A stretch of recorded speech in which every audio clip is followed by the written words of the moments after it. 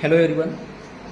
Sale divisions ही एक महत्त्वाची आणि इसेन्शियल खूप नेसेसरी प्रोसेस आहे इन लिव्हिंग ऑर्गॅनिझममधली, ज्यामध्ये सेल डिव्हिजन्स काय होतं हे तुम्हाला मागे बोर्डवरती दिसतं आहे. तर सेल डिव्हिजन जे आहे ना, ही एक प्रोसेस आहे ज्यामध्ये पॅरेंट सेल जो आहे हा डिवाईड होते आणि त्यापासून 2 किंवा 2पेक्षा जास्त डॉटर सेल्स हे तयार होतात.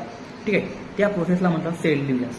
तर cell division it is a process where the parent cell are divided to form 2 or more daughter cell is known as cell division. त्याला काय म्हटलं जातं?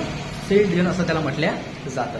आता ही सेल डिव्हिजन जे आहेत ना, मेनली 2 टाईपची येते. त्यामध्ये एक मायटॉसिस येतं, दुसरा मिओसिस येते. ओके, तर मायटॉसिस जो आहे हा फर्दर 2 स्टेपमध्ये कॅरिड होते.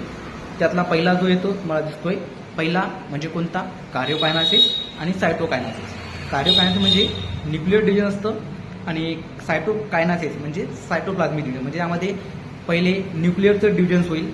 ओके, सेलमध्ये असणाऱ्या न्यूक्लियसचं डिव्हिजन होईल आणि नंतर मग सायटोप्लाझ्मिकचं होईल. तर कार्योकायनासिसची ही प्रोसेस होत असताना या कार्योकायनासिसमध्ये काही महत्त्वाच्या 4 स्टेप्स आहेत, ज्या PMAT आहे, ज्याला प्रोफेज, मेटाफेज, अनाफेज आणि टेलोफेज म्हटलं जातं, ज्याला शॉर्टमध्ये आपण PMAT असं म्हणू शकतो. P म्हणजे प्रोफेज, M म्हणजे मेटाफेज, A म्हणजे अनाफेज आणि T म्हणजे टेलोफेज. अशा 4 प्रोसेस आहेत कार्योकायनासिसच्या, ज्याला न्यूक्लियर डिव्हिजन असं म्हटलं जातं. आणि सेपरेटली त्यानंतर मायटॉसिसमध्ये सायटोकायनासिस, ज्याला आपण सायटोप्लाझ्मिक डिव्हिजन्स ऑकर होतं.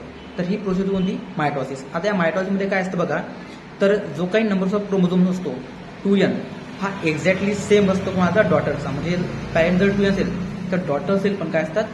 2n असतात. ओके, आणि सेकंड जे मिओसिस राहतं, तर मिओसिस हा फर्दर 2 मध्ये काय होतं? मिओसिस 1 आणि मिओसिस 2.